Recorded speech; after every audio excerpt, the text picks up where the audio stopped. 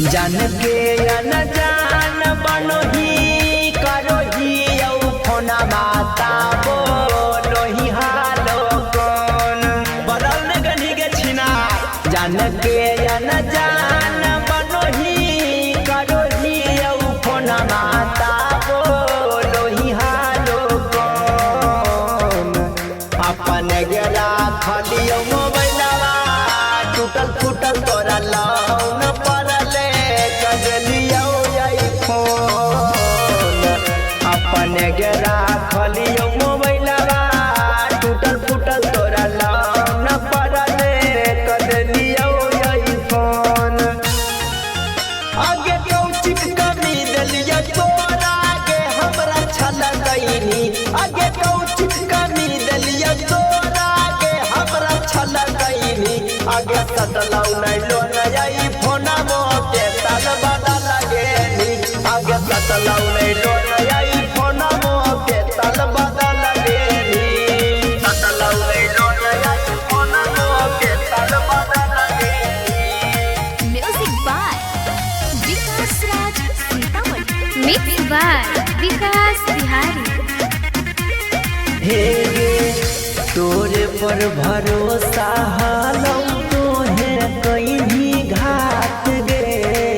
घर बोस बापा भैया निकाल दल कुमार के लात गे। हे गे तोरे पर भरोसा हालौ तोहे कहीं घाट गे। घर बोस बापा भैया निकाल दल कुमार के लात गे। दतिया लागो हौ मतिया काम नहीं करो सूचौ को तोर बात आबौ जब फोन। अपन गेरा खलियो मोबाइलवा टूटल फूटल तोरा लौन पड़ले कजलियो फोन। अपन गेरा खलियो मोबाइलवा टूटल फूटल तोरा लौन पड़ले कजलियो फोन। आगे मौगी समझ के दिलवा में छौड़ी सब दिन रखलियो। मौगी समझ के दिलवा में छौड़ी सब दिन रखलियो। मन जैनी एक दिन हमारे दुश्मन छौड़ी हम नहीं जाना लियो। मन जैनी एक दिन हमारे दुश्मन छौड़ी हम नहीं जाना लियो। मन जैनी एक दिन हमारे दुश्मन छौड़ी हम नहीं जाना लियो।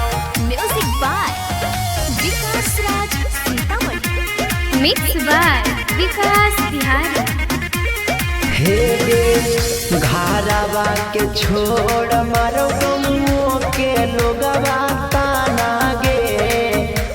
मौका के फायदा ई उठाबौ सब जमाना गे। अरे ठीक न हो गलियो गे। हे गे घरवा के छोड़ मारो गमो के लोगवा ताना गे। मौका के फायदा ई उठाबौ सब जमाना गे। कारण मागहिया विकसवा HDFC बैंकवा से ले कजले हालौ लोन। अपन गेरा खलियो मोबाइलवा टूटल फूटल तोरा लौन पड़ले कजलियो फोन। अपन गेरा खलियो मोबाइलवा टूटल फूटल तोरा लौन पड़ले कजलियो फोन। जहरा music recording studio Sheikhpura Dhanaura.